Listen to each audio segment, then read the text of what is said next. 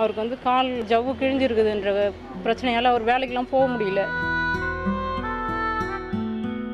Private ஹாஸ்பிட்டலில் கேட்டதுக்கு காசு அதிகமாகும்னு சொன்னாங்க. அதனால நாங்கள் சரி கவர்மெண்ட் ஹாஸ்பிட்டலுக்கு வந்தோம். கால் மாற்றி ஆப்ரேஷன் பண்ணிட்டாங்க. இந்த மாதிரி இருக்குதுன்னு சொல்லிட்டு டாக்டரை கூப்பிட்டு பேசுனதுக்கு தப்பு தான் இது, நாங்கள் வந்து ஆப்ரேஷன் பண்ணும்போதே பார்த்தோம், அந்த இது ஒன்றும் பிரச்சனை இல்லைன்னு சொல்கிறாங்க சார். எப்படி சார் பிரச்சனை இல்லாமல் இருக்கும்? இது இப்போ 2 காலம்னா எதிர்காலத்தில் ஏதாவது ஒன்றுனாக்கா நாங்கள் எப்படி சார் யாருக்கிட்ட சார் இப்போ நிற்க முடியும்? விழுப்புரம் அரசு மருத்துவமனை டாக்டர்களின் அலட்சியம் காரணமாக தனியார் பஸ் கண்டக்டருக்கு வலது காலில் அறுவை சிகிச்சை செய்வதற்கு பதிலாக இடது காலில் அறுவை சிகிச்சை செய்த சம்பவம் பெரும் பரபரப்பை ஏற்படுத்தியுள்ளது. அவருக்கு வந்து கால் வந்து ஜவ்வு கிழிஞ்சிருக்குதுன்ற பிரச்சனையால் அவர் வேலைக்கெலாம் போக முடியல. அதனால் நாங்கள் சரி எங்களுக்கு காசு இல்லை, ப்ரைவேட் ஹாஸ்பிட்டலில் கேட்டதுக்கு காசு அதிகமாகும்னு சொன்னாங்க. அதனால் நாங்கள் சரி கவர்மெண்ட் ஹாஸ்பிட்டலுக்கு வந்தோம். இங்கே வந்த உடனேக்கே இந்த மாதிரி காசு காப்பீடு மூலயமா வச்சு பண்ணிக்கிறேன்னு சொல்லிட்டு சொன்னாங்க. சரின்னு சொல்லிவிட்டு அங்கே வந்து அட்மிஷன் போட்டோம். நாங்கள் அட்மிஷன் போட்ட உடனே இந்த மாதிரி ஆப்ரேஷன் இன்றைக்கி வெள்ளிக்கிழமை அன்றைக்கி சொல்லியிருந்தாங்க. வெள்ளிக்கிழமைன்னு சொன்னால் காலைல 8 மணிக்கு உள்ளார வந்தவங்க 12:45 தான் வெளியில் இட்டுன்னு வந்தாங்க ஆப்ரேஷன் பண்ணி. அதுக்கப்புறம் போயிட்டு நாங்கள் பார்த்த உடனே கால் மாற்றி ரைட் சைடு பண்ண வேண்டியது லெஃப்ட் சைடு பண்ணிட்டாங்க.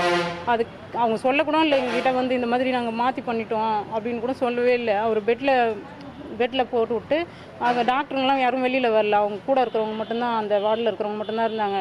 நீங்கள் கும்பலாக நிற்காதீங்க, வெளியில் போயிடுங்க அப்படின்னாங்க. சரின்னு சொல்லிட்டு நாங்கள் வெளில வந்தோம். 2 பேர் மட்டும்தான் எங்கள் நாத்தனார் இருந்தாங்க. அவங்க என்ன பண்ணாங்க, இவர் எங்கள் வீட்டுக்காரர் கால் எப்படி பண்ணியிருக்கிறாங்கன்னு, எனக்கு கீழே உணர்ச்சி கிடையாது, எப்படி இருக்குதுன்னு தெரியல, அப்படி பாருங்கன்னும் போது காலை பார்த்த துணியை எடுத்துகிட்டு பார்க்கும்போது லெஃப்ட் சைடு பண்ணி வச்சுருக்காங்க. ரைட் சைடு பண்ண வேண்டியதை லெஃப்ட் சைடு மாற்றி பண்ணிட்டாங்க.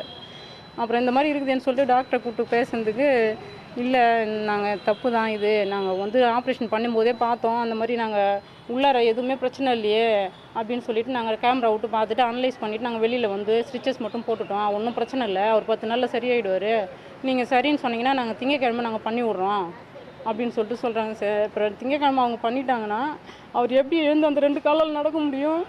எப்படி சார் அவர் எல்லாத்துக்கும் பண்ண முடியும்? அவரு கூலி வேலைக்கு போனால் தான் அவருக்கு சாப்பாடு. நாங்கள் அவருக்கு தனியார் பஸ்ஸில் வந்து கண்டக்டராக வேலை செஞ்சுன்னு இருக்காரு. இந்த கால் வலி முட்டி காரணமாக ரொம்ப வீக்கமாக இருக்குதுன்னு சொல்லிட்டு தான் ஜவ்வு கிழிஞ்சிருக்குதுன்னு சொல்கிறாங்களே, சரி ஆப்ரேஷன் பண்ணி உடம்பு சரி பண்ணின்னு போகலான்னு சொல்லிட்டு தான் சார் அவர் இங்கே வந்தது.